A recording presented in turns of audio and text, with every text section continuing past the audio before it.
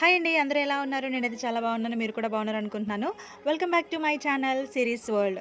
So ఈరోజు అయితే సాయిబాబా గారి పూజ ఎలా జరిగిందో ఆ వీడియో మీకు పోస్ట్ చేస్తానని చెప్పాను కదా లాస్ట్ టైం. సో ఏంటంటే పూజ అయితే చాలా బాగా జరిగిందండి. బాబా గారి పూజ ఎలా జరిగింది, ఎంతమంది వచ్చారు, మరి మీరు కూడా చూసేస్తారా? సో లేట్ చేయకుండా వీడియోలోకి వెళ్ళిపోదాం రండి.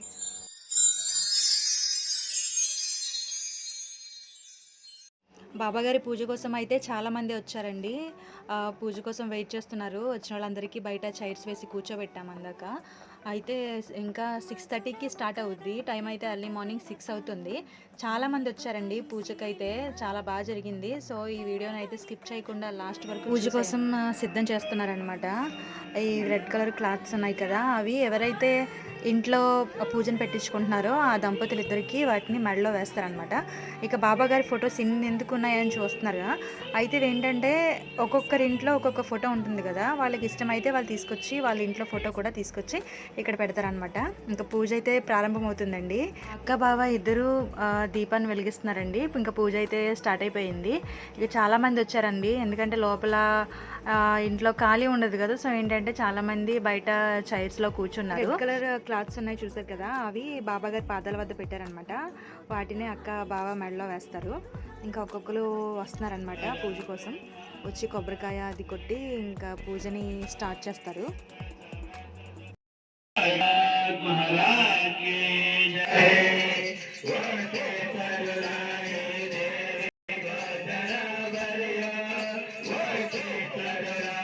ఇలా విసురుతున్నారు కదండి, ఇదేంటంటే బాబాగారికి సేవ చేస్తున్నట్టు అనమాట.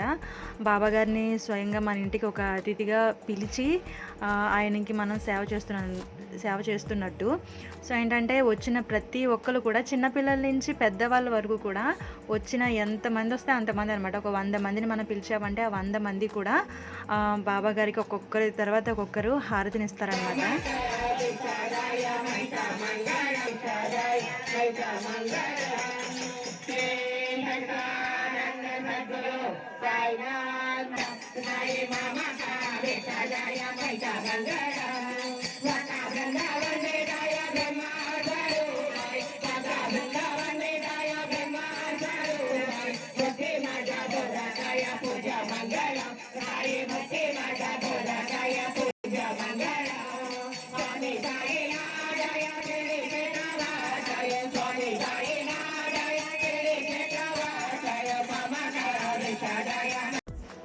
భజన అయిందండి.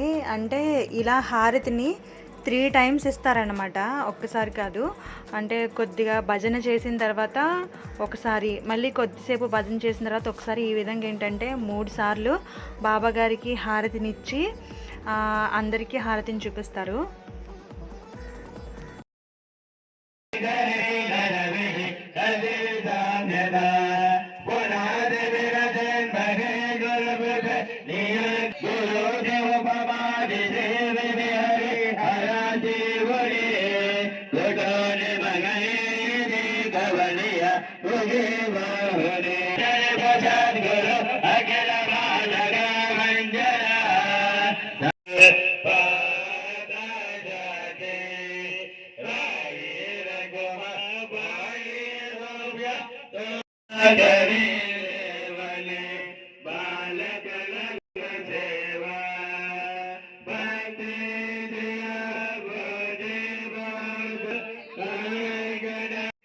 ఒక్కొక్కరిగా వస్తున్నారండి హారతి ఇవ్వడానికి.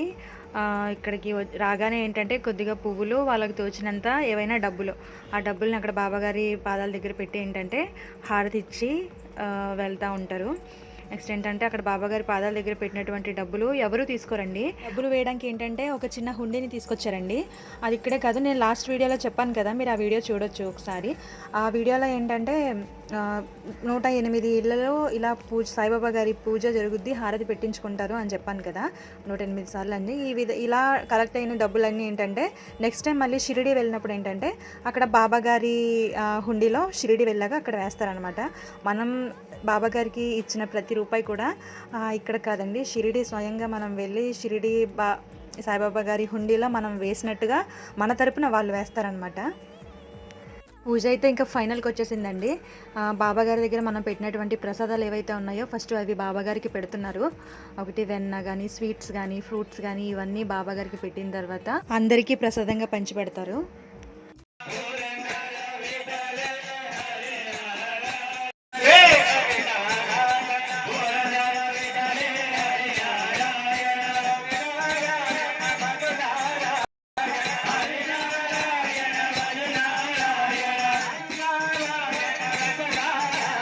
బాబాగారి పూజ అయితే అయిపోయిందండి. ఫైనల్‌గా హారతి ఇచ్చేస్తున్నారు.